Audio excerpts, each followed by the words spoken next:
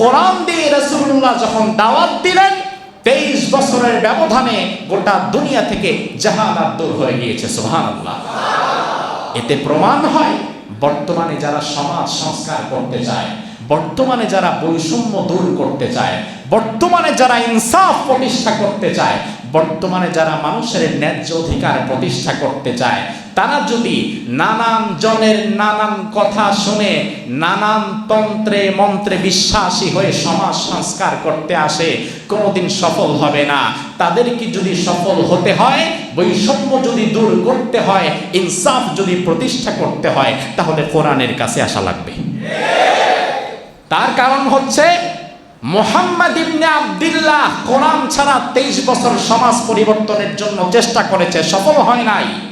কিন্তু মুহাম্মাদুর রাসূলুল্লাহ যখন 23 বছর কোরআন দিয়ে দাওয়াত দিয়েছে, তখন সফল হয়ে গিয়েছে।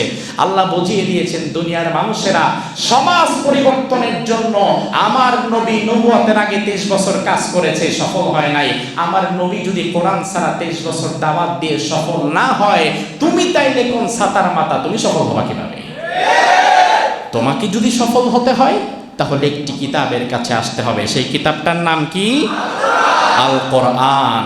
আল্লাহ তাআলা নবীদের নবুয়তি কাজকে সহজ করার জন্যে, সহজার্থে প্রত্যেক নবী রাসূলকে আল্লাহ তাআলা কিছু স্পেশালিটি দিয়েছেন। কোরআনের ভাষায়, হাদিসের ভাষায় যেগুলোকে বলা হয় মুজিজা, অর্থাৎ এক আশ্চর্যজনক ক্ষমতা, যেটা নবী ছাড়া রাসূল ছাড়া অন্য কাউকে আল্লাহ তাআলা দেন নাই।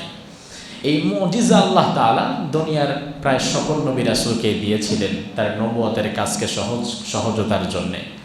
কোরআনে কারীমের ভার্স অনুযায়ী আল্লাহ তাআলা যেই নবীকে সবচেয়ে বেশি মুজিজা দিয়েছিলেন, তিনি হচ্ছে মূসা আলাইহিস সালাম। কি নাম? মূসা আলাইহিস সালাম। কয়টা মুজিজা? আল্লাহ তাআলা বলছেন, ওয়ালাকাদ আতাইনা মূসা 9 আয়াতিন বাইয়িনাত। আমি মূসাকে 9টি মুজিজা দিয়েছি। তাহলে বোঝেন, কোরআনের আয়াত অনুযায়ী অন্যান্য নবীদের মধ্যে সবচেয়ে বেশি মুজিজা যাকে দেয়া হয়েছিল, তিনি কে? মুজিজার সংখ্যা কত? 9টা। আর আল্লামা সুয়ুতি রাহিমাহুল্লাহ খাসাইসুল কুবরাতে উল্লেখ করেছেন, মুহাম্মাদুর রাসূলুল্লাহর জীবনে আল্লাহ তাআলা একটি দুটো নয়, বরং রাসূলুল্লাহর জীবনে আল্লাহ তাআলা মুজিজা দিয়েছিলেন 10,000-এর চেয়েও বেশি। অন্য নবীদের মধ্যে সবচেয়ে বেশি মুজিজা মূসা নবীর, তার সংখ্যাই কত? 9। আর আমাদের নবীর মুজিজার সংখ্যা 10,000-এরও বেশি। আর রাসূলুল্লাহর জীবনের সবচেয়ে বড় মুজিজার নাম হচ্ছে আল কোরআন। সবচেয়ে বড় মুজিজার নাম কি? এবং একমাত্র মুজিজা আল কোরআন, যে মুজিজা কিয়ামত পর্যন্ত কাজ করবে। মূসা নবী এখন দুনিয়াতে নাই, তার লাঠি কোথাও না কোথাও তো রয়ে গেছে, কিন্তু ওই লাঠির কার্যক্ষমতা কিন্তু এখন আর নাই। ঈসা আলাইহিস সালাম দুনিয়াতে নাই, তার মুজিজাও নাই। ইব্রাহিম খলিলুল্লাহ দুনিয়াতে নাই, তার মুজিজাও নাই। কিন্তু মুহাম্মাদুর রাসূলুল্লাহ দুনিয়াতে নাই, কিন্তু তার মুজিজা কোরআন এখনো আছে না নাই? এবং এখনো কার্যকর না অকার্যকর? কার্যকর, যে তার প্রমাণ এখনো পর্যন্ত মানুষ কোরআন শুনছে, কোরআন অনুধাবন করছে, এবং কোরআনের হেদায়েত পেয়ে দুনিয়াতে মানুষ মুসলমান হয়ে যাচ্ছে। এটাই হচ্ছে তার প্রমাণ। রাসূল করিম সাল্লাল্লাহু আলাইহি ওয়াসাল্লাম 63 বছর এই পৃথিবীতে তিনি জীবিত ছিলেন। এই 63 বছরের হায়াতে জিন্দেগিতে আল্লাহর হাবিব 17 বছর বয়স থেকে সমাজ সংস্কারের জন্য কাজ করে যাচ্ছিলেন, সমাজ পরিবর্তনের জন্য। আজ আমাদের দেশের ছাত্র সমাজ, তারা সমাজ পরিবর্তনের জন্য, সমাজ সংস্কারের জন্য কাজ করছে। তারা বৈষম্যর এই দেয়ালকে ভেঙে গড়িয়ে দিয়ে ইনসাফের সুবাতাস যেন বইয়ে দেওয়া যায়, সেজন্য তারা কাজ করছে। কিন্তু পৃথিবীর ইতিহাসে বৈষম্যের বিরুদ্ধে সবার আগে বজ্রকণ্ঠে যিনি প্রতিবাদ করে এককভাবে দাঁড়িয়েছিলেন, তিনি আর কেউ না, তিনি মুহাম্মাদুর রাসূলুল্লাহ। আজ দুনিয়াতে অন্যায়ের বিরুদ্ধে বিচার হতে পারে, বৈষম্যের বিরুদ্ধে বিচার হতে পারে, বৈষম্য বিরোধী আন্দোলন হতে পারে, কিন্তু রাসূল কারীম এমন এক সময় ছিলেন যখন পৃথিবীবাসী সবচেয়ে বেশি বৈষম্য দেখেছে। এত বেশি বৈষম্য এখনো আপনি দেখেন নাই। এখন তো নারী এবং পুরুষের কিছুটা বৈষম্য করা হয়, আর সেই যুগে মেয়ে সন্তান জন্মগ্রহণ করলে তাকে জীবিত পুঁতে ফেলা হতো। এর চেয়ে বড় বৈষম্য আর কি হতে পারে? এই ঘৃণিত একটি সমাজে, জাহালাতপূর্ণ একটি সমাজে রাসূল কারীম দুনিয়াতে আসলেন। এসে তিনি দাওয়াতি কার্যক্রম শুরু করলেন 17 বছর থেকে। 17 বছর থেকে নিয়ে 40 বছর পর্যন্ত টানা 23 বছর তিনি দাওয়াত দিলেন সমাজ সংস্কারের জন্য, সমাজের মানুষকে ভালো পথে আনার জন্য, অন্যায় অবিচার অত্যাচার বন্ধ করার জন্য। কিন্তু দুঃখের বিষয় হচ্ছে সমাজ সংস্কার করা যায় নাই, মানুষগুলো ভালো হয় নাই, দিনের পথেও আসে নাই। এরপরে আল্লাহ তাআলা 40 বছর বয়সে একটি কিতাব দিলেন। সেই কিতাবটার নাম কি? জোরে কোন? কোরআনে কারীম। আল্লাহ তাআলা 40 বছর বয়সে এই কোরআনে কারীম দিলেন। কোরআনে কারীম আল্লাহ তাআলা দেওয়ার পরে রাসূলকে আল্লাহ বললেন, নবী ইয়া আইয়ুহার রাসূল বাল্লিগ মা উনজিলা ইলাইকা মির রাব্বিক। নবী হে, বিগত 23 বছর 17 থেকে 40 আপনি আপনার নিজস্ব চিন্তা থেকে সমাজ সংস্কার করতে চেয়েছিলেন, কিন্তু আপনার কার্যক্রম সফল হয় নাই। এখন আমি আপনাকে একটা কিতাব দিলাম, একটা ফর্মুলা দিলাম। এই কিতাব দিয়ে এখন আপনি আবার নতুন করে সমাজ সংস্কারের জন্য কাজ করেন। আল্লাহর হাবিব 40 বছর বয়স থেকে নিয়ে মৃত্যুর আগ পর্যন্ত নবুয়তের জীবনে হায়াত পেয়েছিলেন 23 বছর। কয় বছর? তাইলে রাসূলের দাওয়াতি জিন্দেগি কিন্তু দুইটা, একটা নবুয়তের আগে, একটা নবুয়তের পরে। নবুয়তের আগে 17 থেকে 40, নবুয়তের পরে 40 থেকে 63। নবুয়তের আগেও 23, নবুয়তের পরেও 23। কোরআন আসার আগেও 23, কোরআন আসার পরেও 23। কোরআন আসার আগে আল্লাহর হাবিব 23 বছর সময় নিয়ে যে দাওয়াত দিয়েছিলেন, এই দাওয়াতে সমাজ সংস্কার হয় নাই, অন্যায় অবিচার অত্যাচার দূর হয় নাই, বৈষম্য দূর হয়ে যায় নাই, জুলুম বন্ধ হয়ে যায় নাই, ইনসাফ প্রতিষ্ঠিত হয় নাই। কিন্তু কোরআন দিয়ে রাসূলুল্লাহ যখন দাওয়াত দিলেন, 23 বছরের ব্যবধানে গোটা দুনিয়া থেকে জাহালাত দূর হয়ে গিয়েছে। সুবহানাল্লাহ। এতে প্রমাণ হয় বর্তমানে যারা সমাজ সংস্কার করতে চায়, বর্তমানে যারা বৈষম্য দূর করতে চায়, বর্তমানে যারা ইনসাফ প্রতিষ্ঠা করতে চায়, বর্তমানে যারা মানুষের ন্যায্য অধিকার প্রতিষ্ঠা করতে চায়, তারা যদি নানান জনের নানান কথা শুনে নানান তন্ত্রে মন্ত্রে বিশ্বাসী হয়ে সমাজ সংস্কার করতে আসে, কোনোদিন সফল হবে না। তাদেরকে যদি সফল হতে হয়, বৈষম্য যদি দূর করতে হয়, ইনসাফ যদি প্রতিষ্ঠা করতে হয়, তাহলে কোরআনের কাছে আসা লাগবে। তার কারণ হচ্ছে মুহাম্মদ ইবনে আব্দুল্লাহ কোরআন ছাড়া 23 বছর সমাজ পরিবর্তনের জন্য চেষ্টা করেছে, সফল হয় নাই। কিন্তু মুহাম্মাদুর রাসূলুল্লাহ যখন 23 বছর কোরআন দিয়ে দাওয়াত দিয়েছে, তখন সফল হয়ে গিয়েছে। আল্লাহ বুঝিয়ে দিয়েছেন দুনিয়ার মানুষেরা, সমাজ পরিবর্তনের জন্য আমার নবী নবুয়তের আগে 23 বছর কাজ করেছে, সফল হয় নাই। আমার নবী যদি কোরআন ছাড়া 23 বছর দাওয়াত দিয়ে সফল না হয়, তুমি তাইলে কোন ছাতার মাথা, তুমি সফল হবা কিভাবে? তোমাকে যদি সফল হতে হয়, তাহলে একটি কিতাবের কাছে আসতে হবে। সেই কিতাবটার নাম কি? আল কোরআন। প্রিয় ভাইরা আমার, রাসূলুল্লাহ সমাজ বিপ্লব করেছিলেন দুটো জিনিসের মাধ্যমে। কয়টা জিনিস? 5টা মিনিট সময় সর্বশেষ। আমাদের মুহতারাম বসে আছেন, ভালো করে শুনেন। আমি কথা বলতাম না, যেহেতু নাম উঠিয়ে দেয়া আছে, যার ফলে 5টা মিনিটে শেষ করছি। রাসূলুল্লাহ সমাজ সংস্কার করেছিলেন, সামাজিক বিপ্লব করেছিলেন, মানুষকে অন্ধকারাচ্ছন্ন মানুষগুলোকে আলোকিত মানুষ বানিয়েছিলেন দুটো জিনিসের মাধ্যমে। কয়টা জিনিসের মাধ্যমে? 1 নাম্বারটা তো শুনলেন। প্রথম যেই জিনিস, সেই জিনিসটার নাম হচ্ছে আল্লাহর কোরআন। নাম কি? তার মানে আমরা বুঝে নিলাম, যদি আমরা সমাজ পরিবর্তন চাই, যদি আমরা চাই আমাদের দাওয়াত মানুষ গ্রহণ করুক, যদি আমরা চাই জুলুম বন্ধ হোক, ইনসাফ প্রতিষ্ঠা হোক, তাহলে আমাদেরকে প্রথমত দাওয়াত দিতে হবে কোন কিতাব দিয়ে? জোরে বলেন। আর দ্বিতীয় নাম্বার হচ্ছে হুসনে খুলক, উত্তম চরিত্র। আপনি দাওয়াত দিলেন কোরআন দিয়ে, কিন্তু আপনার চরিত্র মাশাআল্লাহ, চরিত্র নাউজুবিল্লাহ, তাইলে কিন্তু হবে না। উত্তম চরিত্র যার নাই, তার কোরআনের দাওয়াতে কাজ হবে না। কোরআনের দাওয়াতও লাগবে, উত্তম চরিত্রও লাগবে। রাসূলুল্লাহ চাইতে উত্তম চরিত্র আকাশের নিচে জমিনের উপরে আর কারো আছে কি? রাসূল পাক সাল্লাল্লাহু আলাইহি ওয়াসাল্লাম বলেছেন, বুইসতু লিউতাম্মিমা মাকারিমাল আখলাক। উত্তম চরিত্রের পূর্ণতা দানের জন্য আল্লাহ তাআলা আমাকে দুনিয়াতে পাঠিয়েছেন। এজন্য আপনি যদি চান উত্তম চরিত্রবান হতে, আপনার চরিত্র সুন্দর করতে, আমল আখলাক সুন্দর করতে অমুক নেতার আদর্শ তমুক নেতার আদর্শ লালন করে লাভ নাই, আপনাকে রাসূলুল্লাহর আদর্শে আদর্শবান হতে হবে। কারণ আপনি যেই নেতার পেছনে দৌড়াচ্ছেন, যেই দলের যেই নেতার পেছনে আপনি দৌড়াচ্ছেন, তার কাছে যদি কোরআন এবং রাসূলুল্লাহর সুন্নাহ না থাকে, ওই নেতার দিনের আদর্শ একরকম এবং রাতের আদর্শ একরকম, দিনের চরিত্র একরকম, রাতের চরিত্র একরকম। কিন্তু একমাত্র নেতা বিশ্বনবী বলেছেন লাইলুহা কানাহারিহা সাওয়া, আমার দিনও যেমন আমার রাতও তেমন, আমার দিনের বেলায় যা দেখো বলে দাও, রাতের বেলায়ও যা দেখো বলে দাও।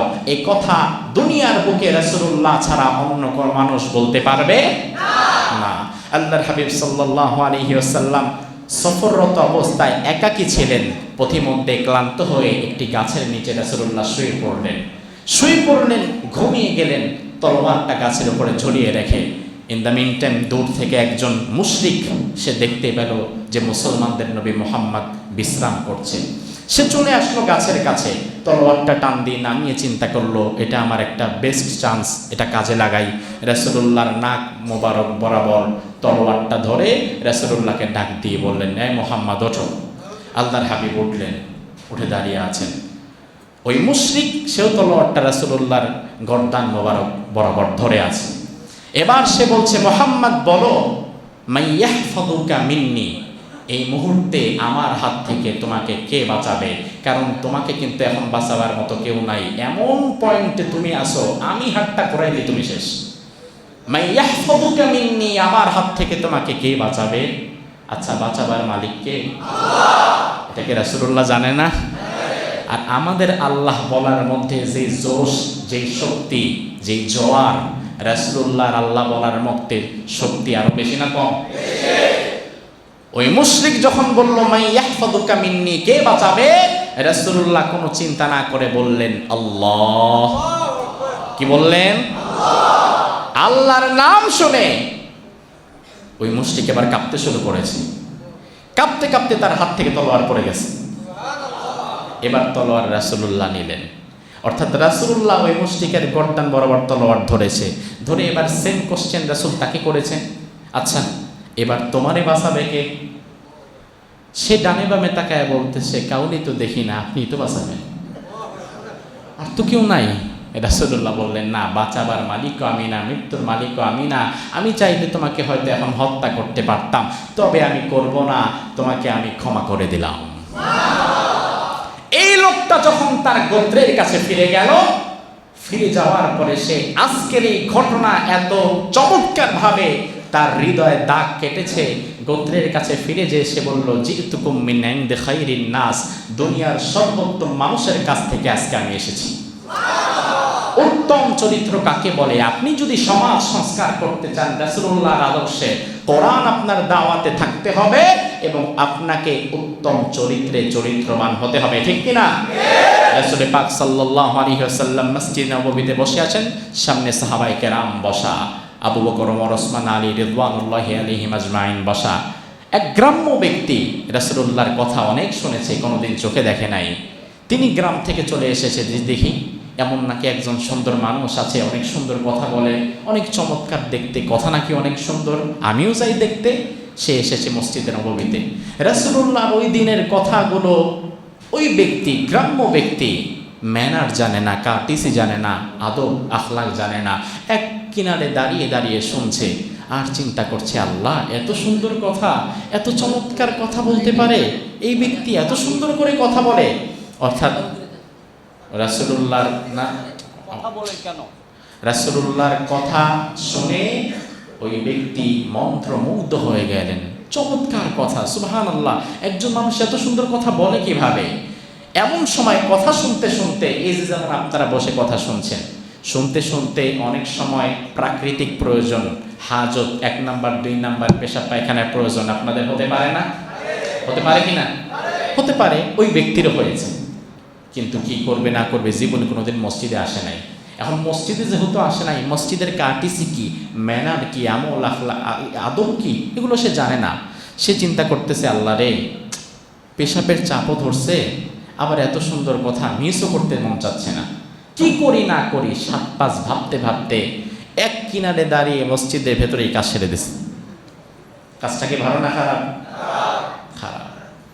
এখন এই কাজ যখন করেছে, বাকি সাহাবীরা কয় গিয়ে গন্ধ থেকে আসে, দেখে তার পায়জামা টপ টপ করে ভিজে ভিজে পড়তেছে।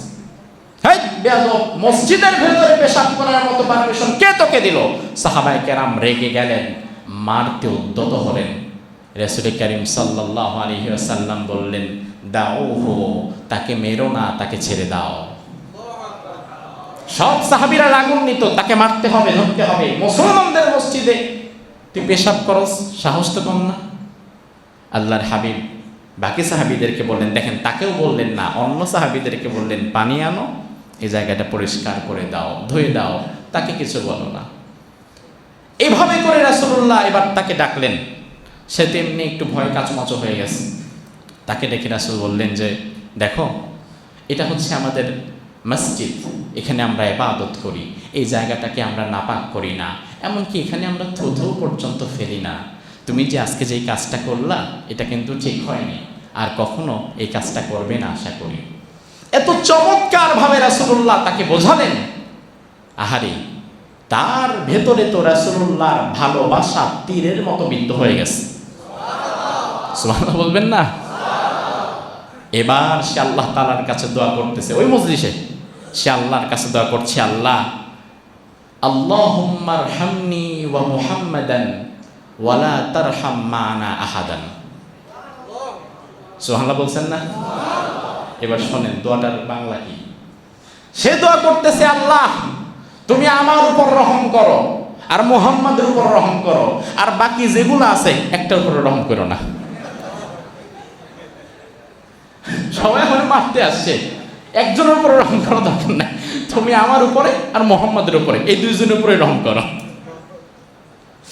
রাসূলুল্লাহ তাকে বললেন, না, হৃদয়কে আরো বড় করো, তোমার দোয়ায় তুমি সবাইকে শামিল করে নাও। সুবহানাল্লাহ।